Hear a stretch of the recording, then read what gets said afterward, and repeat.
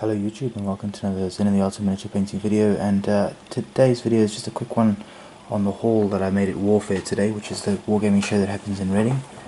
And as you can see, I didn't buy all that much. I sort of put a budgetary constraint on myself, as explained in the blog. I just had £40, and I thought to myself, it's the maximum I'm spending. In the end, I spent 30. And I'll just quickly give you a rundown of what I got, and then in later videos I can show you the finished product.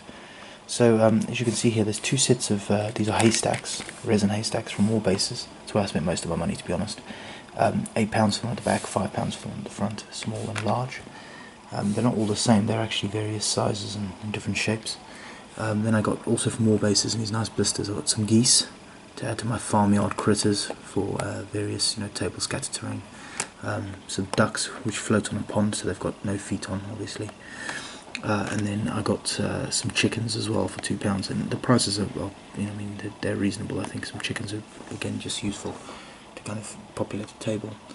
I also got some bases from them, so 40mm rounds and 50mm rounds, for weapons teams or for flocks of geese or whatever you might need. And then I got some of these are actually offcuts out of their, when they make their movement trays, their skirmish trays and movement trays for 25mm rounds. They cut the hole slightly bigger, obviously, so that it's not too snug a fit. And this is like a 0.6 millimeter variation off that 25mm, so it's a 25.6mm, I think, diameter round here. They sell these cheap because they're essentially offcuts, and I thought I'd grab a bag to use for things which don't really need to be based specifically on a particular dimension base. So if you think about it, like civilians or that kind of thing, or perhaps farmyard animals who can fit onto these bases, and they're big enough to be able to take some flock and stuff, as well as being economical from my perspective. So yeah, I got a whole bag of these. I think it cost me £1.50 or something. So these were all cheap and cheerful. Here's the little badge you get when you go into Warfare. I only visited today, which is Saturday. I took my wife with me, and it was great. It was actually her idea to go in the first place. So I was very glad to do that. Now, one of the main reasons I went was actually to pick up these resin haystacks. I'd been eyeballing them, and I was going to order some online, and then when Catherine suggested we just go to the show, it was an excuse to pick these up. So I'll show you these in a second, but these are the £8 bag and the £5 bag, and you get 5 in each, and I'll show you in a second the difference between them. I also made a stop at the Readout stand. Now, Readouts are a great company. They do some amazing miniatures, but they really don't do themselves any favours with their website. They just don't show their, they just hide their light under a bushel, if you will. So from them I got some waddling ducks, ducks on the move, some 4 swine, 4 pigs, not Dark Ages pigs or anything, just generic sort of pigs, the ones we recognise, which would be fine in the modern era. And then I got 3 sheep as well in a bag, so I can't remember what they cost individually. I think it was £4 for the pigs, £2.50 for or £1.50 for the ducks, and then £2.50 for the sheep, but it was basically £8 for the lot, so pretty happy with that. So yet more farmyard critters, so you can see there's a theme developing here. What I'll do in a moment is I'll show you just the stuff out of its bags. Okay, so here are my ill-gotten gains and a debag. So these are the big haystacks, and they are nice. They are pretty hefty. So I'm just going to put an infantryman stood next to them, so you can see they're about as tall as a 28mm man, just a little bit above that, which is good.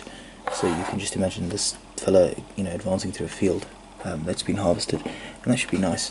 The detail-wise, basically, I suppose you could sculpt these yourself if you really want to, but I'm just too lazy. Solid resin, you can see there, 5 unique pieces, which is great. And these will just be, I'll stick these on bases most likely, and then just put some flock around, that kind of thing, get some gravel going, just to make them look a bit more kind of together. And then again, the small ones, the same story, 5 unique ones, varying in size, solid resin again. And very happy with that, exactly what I wanted. I could have made them myself. I found various sort of instructions on the internet to how to make these, but I decided to just simply buy them because it saves time, and I quite like the heft as well, I'm not going to lie. Here's some geese that I got from Warbases as well. So here you can see the geese. There's a rather big chap over here. He's the main man by the look of it, and then some rather active looking geese. They are 4 unique sculpts, which is great. And then here are the floating ducks. These are also the Warbases ones, and they're all unique again. So you know, even if it's just the necks are at different angles, one's looking in a different direction, that kind of thing. It's nice that there's a bit of variation, they don't look the same. And then the other wall bases item, I suppose, is these chickens.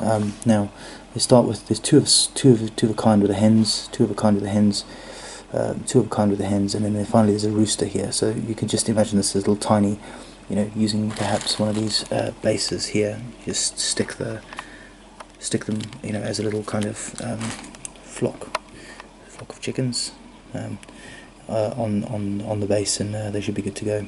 And then here are the walking ducks. Now I'll just angle up slightly so you can see these are now from Redoubt, so they're good. They fit perfectly in scale with the wall bases ones. But here you get 4 of the same plus a leading duck. You know, he seems to be rearing up. So, but again, these are all livestock. No one's really counting when it comes to the number of poses. The sheep are nice and varied though from Redoubt. So 3 different types of sheep. And if you compare these to the, I'll just put a quick. There you go. That's a War Games, sorry, a Warlord Games sheep. It's sort of more of a little bit smaller, a little bit slighter, and you know, so you could play them off as lambs, I suppose.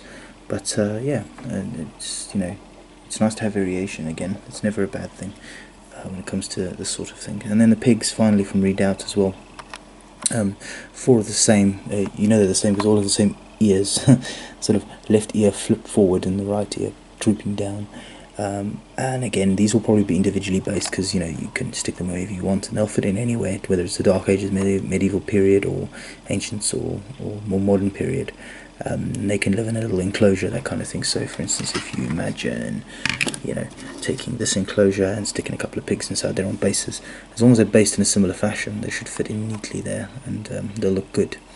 So rather excited here about the farmyard animals at the moment. It's a bit of an odd one, I suppose, but you know, as part of my kind of design philosophy on a table, particularly if I'm going to play skirmish games, which at the moment is what I'm aiming for with World War II in particular.